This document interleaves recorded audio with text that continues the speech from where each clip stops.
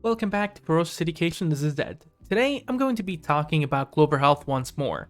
Now, in this video, I'm not going to go so much into due diligence valuation, but I'm going to address what's going on, and I'm going to tell you what I think is going to happen in the near future. So without further ado, let's jump right into this one. Now, if you would like to actually know valuations, etc., fundamentals, you can watch my previous videos. But today, it's David versus Goliath. It's retail versus institutions, or longs versus shorts in that sense. I'm not saying that there's not retail on both sides and institution on both sides, but what I'm saying is things are actually looking very interesting. So a quick thing, Clover Health has skyrocketed in the last few days, specifically yesterday and today. It went from where it was around $9 all the way to a top of around 25 bucks. So that is already more than double. It hit its 52-week high range and even flew past that. So for the people who even bought at the last peak for this pack around $17.39, etc., you had a chance to sell and you would still be profitable as of today. But the question is, why is this happening?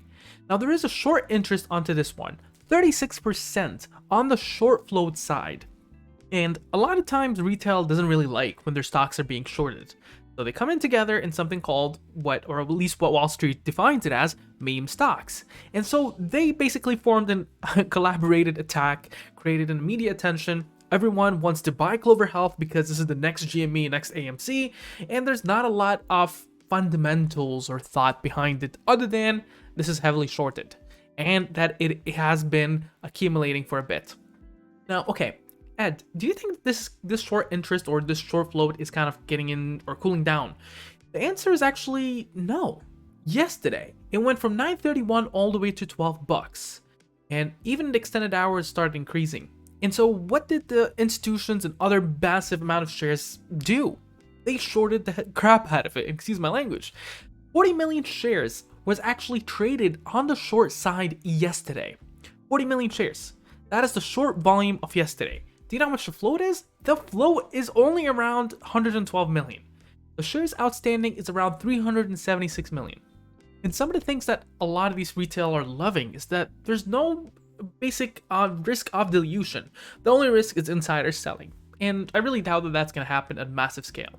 Now, of course, there's institution on both sides, shorting and buying. So, for instance, Vanguard really got rich today at least, or this week. You get other institutions that are buying. So it's not just screw it up to the institutions, but people like Citadel, for instance, have bought at 756. Currently, it's almost 3 times more than that. So we're basically making institutions rich at the same time, but it's not about that. It's about really teaching a lesson for short sellers. Now I myself short and long, not short as much, so I'm mainly long and invest, but in the sense, if you're looking at a company and you're looking at fundamentals, if you're short selling, stay away because it can easily burn you. Basically, a lot of people are just looking to burn short sellers, period, because they've been blamed for a lot of things. And sometimes all that anger in them, they will basically wing their entire portfolio on a heavily shorted stock just to trigger a short squeeze. And this is what that is. Now I can go on with institutional buyers who bought. There's not even news since May 17th. We can go back on Twitter, kind of the buzz on there. But it is what it is. It's a short squeeze. Short interest keeps on increasing. You can check on fintel.io/ss/US/Clover, and you're able to get this chart, and this is updated daily. So you're going to be able to see the short interest volume per day on the market itself.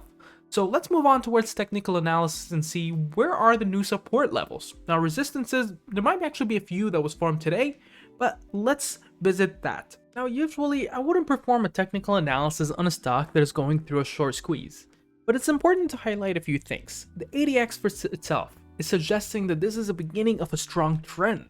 This is because the volumes were a little bit lower, the movement wasn't as strong, and even the William percent R isn't even within the overbought band. To see a massive movement and it's not considered still overbought is telling you one thing. There's short sellers in the game, and there is a substantial amount of people still short selling. The MACD shows a massive movement and momentum skyrocketed up. Now the stochastic fast and stochastic slow, something is very interesting here. They both are telling you, look out, there might actually be another leg up for this one. And at this level, another leg up, there's not very much resistance. It just goes as high as it goes. And in terms of volume today, skyrocketed volume really increasing from the day before and really blew up the Bollinger Bands, which is a momentum band, wide open. So there's not much to say about that. It's one of the heaviest volume day and one of the most traded days in this stock's history. Now on the Fibonacci retracements, and keep in mind in this one because short sellers are looking at this, institutions, high frequency traders are looking at this. So the current resistance level that they're looking at is 2094, and then after that it's 2492. The current supports is 1781, 1562, 1343, 1071, and 632. Now if we were to use a price line action, we're starting to look at a few things. Here we're gonna just zoom into the last day, or today, you're going to see that it is actually holding up at 2055. That is considered a support. Below there, it's 1992, another strong support, 1947. It drops just a little down to 1777, and then 1660 down to 1621, and then down to 1357, 1277, drops down to 1016, going to 940, and then down to 860, then to 798, and then down to 761. The current resistance is onto this one. 2089 is a very strong one it needs to break, and after that it will have a bit of resistance into the 2037. After that, maybe the 22 bucks, but really there's not much resistance after that. It just can really fly as far as it goes. Now comes to the question to Ed, what do you think about this one? Is it really going to go to 50 bucks? Is it going to go to 30 bucks? And I've said that before in different stocks that we're short squeezing. It's really hard to tell. It is really based on the momentum, really based on the media, how many people pick it up, how many social media platforms, groups start really basically putting the drums onto this one, say, buy Clover. It is not a pump and dump in a sense. It is more of, well, I mean, the definition of pump and dump is more of a group of people buying the stock just for the aim to getting higher and then selling it off. Now, that is also the definition of the stock market itself. And so it's not, in a sense, in my opinion, it's a pump and dump, but it's more of a short squeeze given to attack shorts because they know that they will have to cover at some point. Otherwise, they'll get margin calls. It's hard to borrow stock at this level, and they will have to buy. So there will be a shortage. It's more of supply and demand equation that retail is playing. There will be a shortage of sellers at some point and an influx of buyers. And then at some level, this is going to balance out where you have equal sellers to equal buyers, and then the price is going to stabilize. And then at some point, you'll have more sellers, people want to cash out, than buyers. And when you have more sellers than buyers, the stock starts plummeting. So keep in mind on that. But what I think about this one in the longer run, I really like the stock. I think this is a short squeeze. It might be lived a month or two. For all I know, this could be a stabilizing level above 20 bucks. The fundamentals are not there, but if something history has taught me is that sometimes people look at fundamentals and don't really care. And if you care about the fundamentals, and really it's just depending on what you move with. Are you moving with just hope of short squeezing a stock and being high risk, then this is the game for you. If you're looking for something that is safe and basically fundamentally sound and is not being driven by something like a short interest or short float, this might not actually be one for you. You might want to wait it out. But you can easily make a lot of money out of this. Well, not easily. You can easily hit your luck to make a lot of money out of this, but you can easily lose it as fast as well.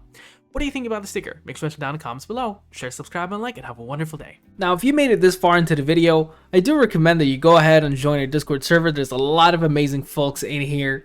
We do a lot of discussions here into the trading floor throughout the day. A lot of people are in there, and we do ask questions. You can ask me any question you would like on there. We do post research and DDs, and we hold weekly chat sessions. And we also do have a lounge in there. So make sure to actually join that and join the fun there. Have a wonderful day and a good one.